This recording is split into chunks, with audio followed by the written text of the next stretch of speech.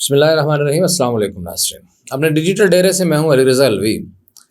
ناظرین، دو خبریں ہیں اور ایک خبر تو یہ ہے کہ حج کا آپ نے دیکھا کہ ایک بہت بڑا سکینڈل آیا ہے اور بڑا گیم ہو گئی ہے، پرائیویٹ حج آرگنائزر سے بھی ہوئی ہے اور خاص طور پر گیم ان سے ہوئی ہے جو حج پہ جانا چاہ رہے تھے اور پرائیویٹ حج آرگنائزرز کے ذریعے جانا چاہ رہے تھے اور جو رہ گئے ہیں۔ ایک بہت بڑا سکینڈل ہے اور اس کے اوپر بالکل ایک خاموشی ہے، شور ہے جو متاثرین ہیں ان کی طرف سے، لیکن جنہوں نے مسئلہ حل کرنا ہے وہ مزے سے سو رہے ہیں۔ لیکن اس سے بھی ایک بڑا سکینڈل اب سامنے آنے والا ہے اور وہ ہے زائرین کا سکینڈل۔ یہ بھی ایک حکومت کے جو کار اختیار والے لوگ ہیں اور جو اپنے اختیارات سے تجاوز کرنے کی ہمیشہ کوشش کرتے ہیں۔ میں ہمیشہ کہتا ہوں کہ ہماری پاکستان کی بیوروکریسی جو ہے اللہ کے فضل و کرم سے یہ لوگوں کو آسانیاں دینے کی بجائے مشکلات پیدا کرتی ہے اور اس کو زیادہ سے زیادہ طاقت چاہیے اور اپنی طاقت کو گریب کرنے کا کوئی موقع ہاتھ سے جانے نہیں دیتی۔ تو اب زائرین کے معاملے پر کیا ایک بہت بڑا سکینڈل جو ہے جو آنے والے دور میں لوگ چیخیں گے، تو ہم تو کیونکہ قبل از وقت الارم کرتے ہیں تو یہ کیا سامنے آنے والا ہے اس پہ بھی بات کریں گے، اور ہم سلامتی کونسل کے اجلاس میں جو کچھ ہوا پاکستان اور بھارت کی کشیدگی کے حوالے سے، ایران کے وزیر خارجہ جو آئے ہوئے تھے پاکستان کے دورے پر، انہوں نے جو ملاقاتیں کی اور ان کے آنے کا مقصد کیا تھا، اس حوالے سے روس نے کیا کہا ہے اور چین کیا کہہ رہا ہے، جو ہمارے خاص طور پر کچھ ہمارے دوست ممالک بھی ہیں اور ہمسائے بھی ہیں، تو ان کا اس ساری صورتحال پر کیا سٹینس ہے اس پر بھی بات کریں گے۔ لیکن پہلے ہم بڑھتے ہیں یہ زائرین والے معاملے کی طرف، یہ جو حج سکینڈل کے بعد سامنے آ رہا ہے۔ تو اس بات کو ہمیں شروع کرنا پڑے گا یہ عمران خان کے دور سے۔ عمران خان صاحب کے زمانے میں یہ کام شروع ہوا اور اس وقت وزارت حج کو کہا گیا کہ زائرین کے لیے بھی آپ رجسٹریشن کا مرحلہ شروع کر دیں۔ آپ جن لوگوں نے دیکھا ہے، میں کوشش کروں گا کہ میں اپنی ٹیم کو بتاؤں کہ وہ آپ کو وہ ویلاگ کا لنک ادھر اس میں دے دیں، جس میں نے عراق میں جو لیلوں کو لے کے جاتے ہیں قافلہ سارا، ان کے حوالے سے بات کی تھی۔ اس پہ 2 پروگرام ہم نے کیے تھے۔ تو یہ ایک بات درست ہے کہ قافلہ سالار کچھ ایسے ہیں جو ایک بہت ہی زیادہ زائرین کو تنگ کرتے ہیں، ان کو ذلیل کرتے ہیں، ان کو پریشان کرتے ہیں، اور ہم جانتے ہیں کہ لوگ اپنے زیور بیچ کے 10 20 50 روپے کی 100 روپے کی کمیٹیاں ڈال کے، جو ایک عام غریب طبقہ ہے وہ پیسے جمع کرتا ہے تاکہ ہم زیارات پہ جائیں، مقامات مقدسہ کی زیارت کے پہ جائیں، رسول اللہ صلی اللہ علیہ وآلہ وسلم کے مبارک خانوادہ اور ان کے اہل بیت عظام کے جو مقابر ہیں، جو مزارات ہیں، جو مقدس مقامات ہیں، ان کی زیارت پہ لیے جائیں۔ تو جیسے عمرہ پہ جاتے ہیں، پھر عمرہ کے بعد ایران جاتے ہیں، وہ اہل تشیع کے 8ویں امام حضرت امام علی رضا علیہ السلام وہاں مدفون ہیں اور ان کی ہمشیرہ ایک شہر میں قم میں ہیں۔ پھر کربلا جاتے ہیں، کربلا میں امام کے رسول اللہ کے نواسے، جن کے لیے مولا رسول صلی اللہ علیہ وسلم نے فرمایا الحسین منی وانا من الحسین، کہ حسین مجھ سے اور میں ان سے ہوں، اور کہا کہ الحسن والحسین و سید شباب اہل الجنہ، کہ وہ ان کی مزار مقدس ہے۔ پھر ان کے ساتھ جو جرنیل تھے ان کی فوج کے حضرت عباس علمدار، ان کا مزار مقدس ہے۔ وہ جو شہید ہوئے ان کے مزارات مقدس ہیں، وہ اس کے لیے لوگ سلام کرنے کے لیے جاتے ہیں۔ پھر ان کے بابا جان اور پہلے امام شیعوں کے پہلے امام حضرت علی اور اہل سنت والجماعت کے چوتھے خلیفہ حضرت علی کرم اللہ وجہہ، ان کا مزار مقدس ہے وہاں۔ بلکہ ہم بھی گئے تو ہم نے دیکھا کہ وہاں جو لوگ خاص طور پر یہ تصوف سے اور روحانیت سے تعلق رکھتے ہیں، وہاں بیٹھے ورد کر رہے ہوتے ہیں، ذکر اذکار کر رہے ہوتے ہیں۔ تو دنیا بھر سے لوگ وہاں خیر آتے ہیں اور زیارت، پاکستان سے بھی بہت زیادہ لوگ جاتے ہیں، اور اردو سننے والے جو لوگ ہیں پاکستان کے باہر کے، وہ بھی اس طرح جاتے ہیں اور وہاں اپنی سلام پیش کرتے ہیں، نذران عقیدت پیش کرتے ہیں، اپنے دعائیں کرتے ہیں، نمازیں پڑھتے ہیں، جو طریقہ کار ہے۔ تو اس میں ایک لوٹنے والا طبقہ بھی ہے جو سالار ہیں، خاص طور پر جو پاکستانی سالار ہیں، جن کے ساتھ میرا اپنا بھی واسطہ پڑا ہے اور میرے بہت سارے جاننے والوں کا واسطہ پڑا ہے، کہ انہوں نے بھی ایک لوٹ مار مچائی ہوئی ہے۔ یہ ایک معاملہ تھا، اس معاملے کو حل کرنے کی ضرورت تھی، اور اس معاملے کو حل کرنے کے لیے اب جو مسئلہ پیدا کیا جا رہا ہے وہ اس سے بڑا مسئلہ پیدا کیا جائے۔ وہ مسئلہ یہ پیدا کیا جا رہا ہے کہ جو میں نے کہا کہ یہ عمران خان صاحب کے زمانے میں یہ درخواستیں طلب کی گئیں، تو اس وقت معاملہ یہ ہوا کہ درخواستیں جب آئیں بہت زیادہ، تو ان تقریباً کہتے ہیں کہ 1400 سے زیادہ اس وقت درخواستیں آئیں، اور اسی زمانے میں کوئی 118 لوگوں کو انہوں نے کہا کہ آپ جو ہیں وہ سلیکٹ ہو چکے ہیں، اور 118 لوگوں کی منظوری دے دی گئی، باقی کو جو ہے وہ پروسیس میں ڈال دیا گیا۔ کچھ ظاہر ہے کہ ایجنسیوں کی ویریفیکیشن ہوتی ہے، کچھ اور مراحل ہوتے ہیں، تو وہ چیزیں ہو گئیں۔ پھر وہ حکومت چلی گئی، پھر درمیان میں رکھنا آ گیا، اور 2-3 سال اس کے اوپر کوئی کام نہیں ہوا۔ وزارت حج کا جو ایک بنایا گیا تھا زائرین کا ڈیسک جو ہے وہ بھی خاموش رہے اور کوئی اس پہ کام نہیں ہوا۔ لیکن ابھی کچھ دن پہلے اس کے اوپر ایک اچانک ایک آئی ہے ویب سائٹ کے اوپر، انہوں نے ایک لگائی فہرست کہ 500 لوگوں کو جو ہے منظور کر لیا گیا، 500 سے زیادہ کی ایک تعداد ہے جن کو منظور کر لیا گیا ہے۔ اب پہلے 108 تھے، اب وہ 500، جو جب 108 کو کیا گیا تھا تو اس وقت کہا گیا تھا کہ آپ اپنا بتائیں کہ آپ کا دفتر کدھر ہے۔ بالکل پتہ ہونا چاہیے کہ ایسے ہی جو لوگوں کو لے کے جاتے ہیں اور وارث نہیں بنتے تو ان سے پوچھا جانا چاہیے کہ جناب کا آفس کدھر ہے۔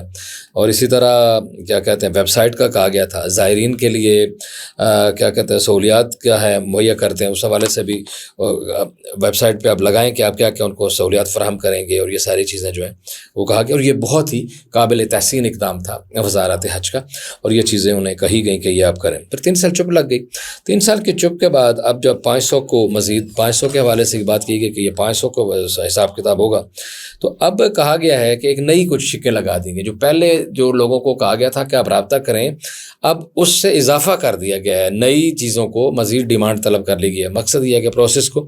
اور سخت بنانے کی کوشش کی گئی ہے۔ کہا گیا کہ تمام رجسٹرڈ آرگنائزیشن جو ہیں وہ سیکیورٹی ایکسچینج کمیشن یا SCCP سے وہ اپنا کمپنیز رجسٹریشن ایکٹ کے تحت رجسٹریشن کروائیں۔ ایک تو یہ شرط لگائی گئی۔ دوسری شرط اس میں یہ کہا گیا کہ آپ کا جو آپ جمع کرائیں اس میں کمپنی کے اکاؤنٹ ہو، تو وہ ظاہر ہے جو بھی کمپنی بنتی ہے اس کو کمپنی کو اکاؤنٹ کھلانا پڑتا ہے۔ پھر اس کی جو ہے اسٹیٹمنٹ ہوگی، ظاہر ہے وہ بھی کہ آپ نے کتنی ٹرانزیکشن ہوئی ہیں، کیا لین دین ہوا ہے، آپ کا کیا سلسلہ ہوا ہے۔ پھر انکم ٹیکس کی ریٹرن بھی ظاہر ہے وہ ہوتی ہے، جب کمپنی رجسٹرڈ ہوتی ہے تو وہ ہوتی ہے۔ اور پھر اس میں اور ایک چیز جو اضافہ کر دیا گیا کہ وہ کہتا ہے کہ سیاحتی سرٹیفکیٹ یہ وزارت سیاحت دیتی ہے۔ اچھا، یہ جو شرط ہے اس کے حوالے سے آگے چل کے بات کرتے ہیں کیا کہ اس کے حوالے سے کیا بات۔ پھر یہ کہا گیا جناب کہ آپ اس میں ایک اور اضافہ ڈالا گیا، ڈائریکٹرز اور ملازمین کی جو ہے وہ ان کی پولیس کریکٹر سرٹیفکیٹ ہونا چاہیے، پولیس کریکٹر سرٹیفکیٹ ہو۔ اور پھر ساتھ یہ کہا گیا کہ 10 لاکھ روپے آپ سیکیورٹی جو ہے وہ جمع کروائیں۔ 10 لاکھ روپے سیکیورٹی کس کو جمع کرانی ہے جی؟ وزارت حج کے اکاؤنٹس میں جمع کروانی ہے۔ اور وہ یہ کہا گیا ہے کہ وہ سال بعد آپ کو واپس مل جائیں گے، یعنی سال پورا، یعنی 500 اگر ہے تو 500 کو آپ ملٹیپلائی کر لیں 10 لاکھ روپے سے، اور 10 لاکھ جو ہے وہ جمع ہو کے تو یہ ساری اماؤنٹ جو ہے وہ وزارت حج کے اکاؤنٹ میں پڑی رہے گی، جس سے وہ منافع کمائیں گے، موج کریں گے، اور اس کے بعد پھر وہ چاہے آپ کو واپس بھی کر دیں۔ اچھا، یہ ایک سلسلہ ہے، اور یہ شرط جو ہے پہلے نہیں تھی اور ابھی یہ لگائی گئی ہے۔ اچھا، حج والے جو ہیں جس کی حج رجسٹریشن ہے، جو حج ٹور آرگنائزیشن حج اور عمرہ والے، وہاں شرط یہ ہے، جو ہمیں بتایا گیا مبینہ طور پر، کہ وہاں شرط یہ ہے کہ آپ نے بینک گارنٹی دینی ہے، بینک شورٹی دینی ہے۔ وہاں 10 لاکھ یا 20 لاکھ یا کیش کی بات نہیں ہے، یہاں کیش کی بات ہے۔ اور اس کیش کی بات کے اوپر وہ جو لوگ جو جینون جو لوگ یہ کام کر رہے ہیں انہوں نے اس کے اوپر بڑا اعتراض کیا۔ پھر یہ جناب کہا گیا کہ آپ پہلے اس وقت کہا گیا تھا کہ آپ انفرادی طور پر بھی رجسٹریشن کروا سکتے ہیں، گروپ آرگنائزر کے طور پر بھی کروا سکتے ہیں، اور اس میں پارٹنر کے طور پر بھی کروا سکتے ہیں، پارٹنرشپ کے طور پر بھی کروا سکتے ہیں۔ اب جب یہ رجسٹریشن ایکٹ میں اس میں چلے جائیں گے تو اس سے پہلے جو انفرادی رجسٹریشن کروا چکے ہیں ان کا مستقبل تاریک ہو گیا ہے کہ ان کو تو یہ نکال کے باہر کریں گے، اور وہ ہیں جو تھوڑے پیسے سے کام کرتے ہیں۔ ایک بات یہ بھی بتاؤں میں کہ یہاں 1,30,000 35,000 یا 1,20,000 سے یہ شروع ہوتا ہے یہ زیارات کے ٹور والا معاملہ، اور 2.5 لاکھ 3 لاکھ 3.5 لاکھ تک میکسیمم چلا گیا جس نے جہاز پہ جانا ہے وہ ٹکٹ کے خرچے ڈال کے۔ جبکہ حج آپ کو پتہ ہے کہ 2-3 جو ہے ملین سے اوپر چل گیا ہے، بلکہ بعض تو جو بہت VVIP ہیں وہ 4-4.5 ملین بھی لے رہے ہیں، لیکن نارمل جو ہے وہ بھی 3 ملین 3.5 ملین 4 ملین کے ارد گرد گھوم رہا ہے۔ تو اس کا اور اس کا کوئی کمپیریزن نہیں ہے کہ وہاں حج والا کام بھی اسی طرح کمرشلی دیا گیا، حالانکہ ایک عبادت ہے، راہ خدا کا سفر ہے، خدا کا سفر اور فریضہ ہے حج اور عمرہ جو ہے، چلو ایک عبادت ہے، سنت ہے، اور اس کے لیے، لیکن اس میں اس کو بھی کمرشل کر دیا گیا اور اس کو بھی کمرشل کرنے کی کوشش ہے۔ اس کا نتیجہ کیا نکلے گا کہ یہ جو جینون لوگ جانے والے ہیں وہ بھی پریشان ہوں گے۔ جو لوگ 1.5 لاکھ روپے میں چلے جاتے ہیں ان کو 3 لاکھ روپے خرچ کرنے پڑیں گے، جو 2.5 لاکھ 3 میں جاتے ہیں ان کو 5 لاکھ خرچ کرنے پڑیں گے، اور اخراجات باہر ظاہر ہے کہ اینڈ یوزر پہ ہی آئیں گے۔ یہ جو سالار ہوں گے یا جو لے کے جانے والے ہوں گے یا جو ٹور آپریٹر رجسٹرڈ کمپنیاں ہوں گی وہ اپنی جیب سے تو نہیں بھریں گی، تو یہ زائرین کے لیے ہی مسائل میں اضافہ ہو جائے گا، اور اس کے اوپر بھی کرنا چاہیے۔ پھر یہ 10 لاکھ کیش کی بجائے وہ بینک گارنٹی ہونی چاہیے، کیش نہیں ہونی چاہیے، یہ بالکل غلط ہے۔ پھر یہ جو چھوٹے چھوٹے سالار ہیں ان کی ایڈجسٹمنٹ کے لیے بھی بات بات ہونی چاہیے. لیکن اس بات کی میں تائید کرتا ہوں اور اس بات کو میں بالکل کہتا ہوں کہ ان سے آپ کچھ نہ کچھ سیکورٹی تو بہرحال ضرور لیں, کیونکہ وہاں جا کے جن لوگوں کو یہ لے کے جاتے ہیں ان کا کوئی والی وارث نہیں ہوتا. وہاں فرشوں پہ پڑے ہیں لوگ, سڑکوں پہ پڑے ہیں لوگ, دھکے کھا رہے ہیں, اور بعض تو ایسے ہوتے ہیں کہ کئی لے کے جاتے ہیں اور واپس نہیں. ایسے جو سالار ہیں ان کے لیے بھی ایک سلسلہ ہونا چاہیے, ان کو گرفتار کیا جائے اور ان کے اوپر ہیومن اسمگلنگ کے مقدمات درج کیے جائیں, یہ بھی ہونا چاہیے. اچھا, ایک کام اس حوالے سے جب ہم نے بات کی کہ یہ اس طرح کے کچھ مسائل ہیں, علامہ راجہ ناصر عباس جو مجلس وحدت مسلمین کے سربراہ بھی ہیں اور سینیٹر بھی ہیں, ان سے بات ہوئی تو ان کے ریفرنس سے ہمیں اس حوالے سے ہمیں بتایا گیا کہ اس حوالے سے انہوں نے کچھ بات کی ہے, سینٹ میں بھی بات کی ہے اور ایک اسٹینڈنگ کمیٹی میں بھی بات کی ہے, اور ان کے کہنے پہ وزارت حج میں ایک ایسا ڈیسک جو ہے وہ تشکیل دیا جا رہا ہے کہ وہ جو خاص طور پر اس معاملے کو سیٹل کرے گا. اور اچھا, اس میں ایک اور بات کی کہ یہ جو 500 بندے رجسٹرڈ کیے گئے ہیں, اچھا اس میں وہ لوگ آ گئے ہیں جو آلریڈی حج اور عمرہ کا کام کرتے ہیں. اب یہ سیکٹ کی بات نہیں ہے, وہ لوگ حج اور عمرہ والے جو بہت سارے ہیں وہ کبھی بھی ان کو پتہ ہی نہیں ہے, نہ کبھی وہ ایران گئے ہیں, نہ کبھی وہ عراق گئے ہیں, نہ کبھی زیارات پہ گئے ہیں, اور نہ شاید کبھی جائیں. اب وہ ادھر بھاگ کے آ گئے ہیں, ادھر بھاگ کے اس لیے آ گئے ہیں کہ جب رجسٹریشن ہوگی اور جب یہاں یہ کوٹا سسٹم شروع ہو جائے گا تو کوٹا اٹھائیں گے, وہ بال پانی بیسک جو ہے وہ اس کا وہ فائدہ اٹھائیں گے, اور اس آگے کوٹے کو کمرشل بنیادوں پر سبلٹ کر دیں گے. جو چھوٹے ڈیلر ہوں گے یا جو نان رجسٹرڈ ہوں گے انہیں کہیں گے کہ آپ ہماری چھتر چھایا میں ہمارے سب ایجنٹ کے طور پر قافلہ لے کے جائیں. تو